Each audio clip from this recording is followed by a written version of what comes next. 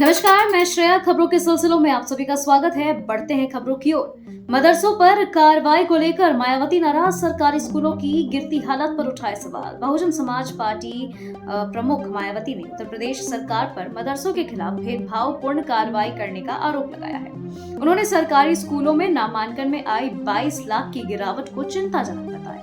Social media पर उन्होंने लिखा कि यह गिरावट राज्य के प्राथमिक शिक्षा व्यवस्था की बदहाली को दर्शाती है और सरकार को मदरसों को निशाना बनाने की बजाय शिक्षा प्रणाली को बेहतर बनाने पर ध्यान देना चाहिए। ऑपरेशन सिंदूर पर नहीं मारा एक भी आतंकी, बोले स्वामी प्रसाद मौर्य। अपनी जनता पार्टी के प्रमुख और पूर्व मंत्री स्वामी प्रसाद मौर्य ने ऑपरेशन सिंदूर की सफलता पर सवाल उठाए। अयोध्या दौरे के दौरान उन्होंने कहा कि सरकार ने पाकिस्तान में घुसकर एक भी आतंकी को नहीं मारा और 24 घंटे में ही पीछे हट गई। उन्होंने केंद्र सरकार पर दिखावे का आरोप लगाया और इसे टाई टाई फुस करार दिया। सिगरेट पिलवाने वाले डॉक्टर को 1.5 महीने बाद सस्पेंशन। रेडियोलॉजिस्ट भी नपे। जालौन में एक डॉक्टर का वीडियो वायरल हुआ था जिसमें वह एक 5 साल के बच्चे को सिगरेट पीना सिखा रहा था। मामले की गंभीरता को देखते हुए उप मुख्यमंत्री ब्रजेश पाठक ने तुरंत कार्रवाई की मांग की थी। अब करीब 1.5 महीने बाद डॉक्टर को सस्पेंड कर दिया गया है। वहीं ड्यूटी पर हाजिर न होने वाले एक रेडियोलॉजिस्ट को भी निलंबित किया गया है और महिला चिकित्सालय में फैली अव्यवस्थाओं पर जांच का आदेश दिया गया।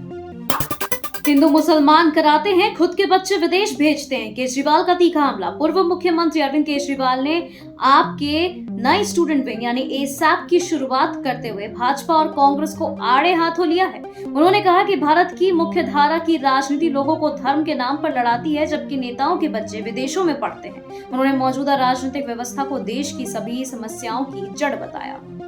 मुद्रा पोर्ट से ड्रग्स भेजता है लश्कर। संजय सिंह का मोदी अडानी पर गंभीर आरोप। आम आदमी पार्टी के नेता संजय सिंह ने अडानी के मुद्रा पोर्ट को लेकर गंभीर आरोप लगाए। उन्होंने दावा किया कि इस पोर्ट का इस्तेमाल आतंकवादी संगठन लश्कर ए तैयबा ड्रग्स की तस्करी के लिए करता है और इससे मिली रकम आतंकवाद में लगाई जाती है। संजय सिंह ने ध्रुव राठी का एक वीडियो भी शेयर किया जिसमें यह आरोप विस्तार से लगाए गए हैं। उन्होंने सरकार पर आरोप लगाया है कि अडानी के व्यापारिक हितों की रक्षा के लिए देश की सुरक्षा से समझौता किया जा रहा है। आपका बीजेपी परिवार हाउस टैक्स माफ किया, फिर यूजर चार्ज क्यों? दिल्ली में आम आदमी पार्टी और भाजपा के बीच हाउस टैक्स को लेकर घमासान मचा है। आप नेता सौरभ भारद्वाज ने आरोप लगाया कि एएमसीडी में पारित प्रस्ताव के तहत 100 गज तक की प्रॉपर्टी पर टैक्स माफ किया गया था और 500 गज तक 50% कम किया गया था, लेकिन भाजपा के इशारे पर तैनात कमिश्नर ने इसे लागू नहीं किया और उल्टा यूजर चार्ज थोप दिया है। शशि थरूर को हाईकोर्ट का नोटिस। मानहानि केस में मांगा जवाब। दिल्ली हाईकोर्ट ने कांग्रेस सांसद शशि थरूर को भाजपा नेता राजीव चंद्रशेखर की आपराधिक मानहानि याचिका पर जवाब देने को कहा है। चंद्रशेखर का आरोप है कि थरूर ने टीवी इंटरव्यू में उनके खिलाफ अपमानजनक बयान दिए थे जिससे उनकी छवि को नुकसान पहुंचा। कोर्ट ने कहा कि मामला विचारणीय है। बॉबी किन्नर का आपसे इस्तीफा। आईवीपी को मिला नया चेहरा। दिल्ली नगर निगम में आम आदमी पार्टी को एक और झटका लगा है। सुल्तानपुरी ए वार्ड से पार्षद बॉबी किन्नर ने पार्टी से इस्तीफा दिया है और नई राजनीतिक दल यानी इंद्रप्रस्थ विकास पार्टी यानी आईवीपी में शामिल हो गई है। इससे पहले 15 अन्य पार्षद भी आप छोड़ चुके हैं। बॉबी किन्नर के इस्तीफे से पार्टी की स्थिति कमजोर हुई है।